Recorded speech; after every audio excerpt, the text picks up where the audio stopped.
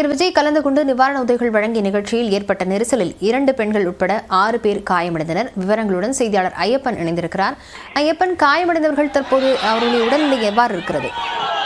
நிச்சயமா கடந்த 17-18ஆம் தேதி நடைபெற்ற பெரு வெள்ளம் பொதுமக்கள் நெல்லை தூத்துக்குடி மாவட்டத்தில் பெரும்பாலான மக்கள் பாதிக்கப்பட்டனர். இந்த பாதிப்பை சரி செய்யும் வகையில் தமிழக அரசு மற்றும் பல்வேறு கட்சியினர் அமைப்பினர் நலத்திட்ட உதவிகளை வழங்கி வருகின்றனர். இந்த நிலையில் இன்று நெல்லை தூத்துக்குடியில் பாதிக்கப்பட்ட மக்களுக்கு நெல்லை பாளையங்கோட்டையில் கேடிஸ் நகர் மாதாமாளி என்ற திருமண மண்டபத்தில் நடிகர் விஜய் கலந்து கொண்டு நிவாரணப் பொருட்களை வழங்குவதாக அறிவித்திருந்தார். அதன்படி இன்று தனி விமானத்தில் 12 மணிக்கு தூத்துக்குடி வந்து அவர் சாலை மார்க்கமாக நெல்லை வந்தார். வரும்போது அவர் நெல்லைக்கு விஜய் வருவதை அறிந்த ரசிகர்கள் மற்றும் பொதுமக்கள் உற்சாகமாக மண்டபத்திற்கு ஏராளமானவர் குவிந்தனர். அவர்கள் உற்சாகத்தோடு உள்ளே பின்பு மண்டபத்தில் சென்ற விஜய் பாதிக்கப்பட்டவர்கள் நலத்திட்ட உதவிகள் மற்றும் நிதியுதவி வழங்கி வெளியே வரும்போது ரசிகர்களின் உற்சாக மிகுதியால் கூட்டம் அதிகமாக காணப்பட்டது.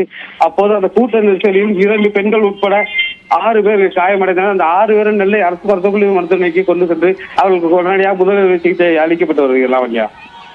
ஐயப்பன், தற்போது அந்த நிகழ்ச்சி இன்னும் எவ்வளவு நேரம் நடைபெறும் என சொல்லப்படுகிறது? மேலும் அங்கிருந்த ரசிகர்கள் எல்லாம் வெளியேறிவிட்டார்களா? என்ன நிலவரம்?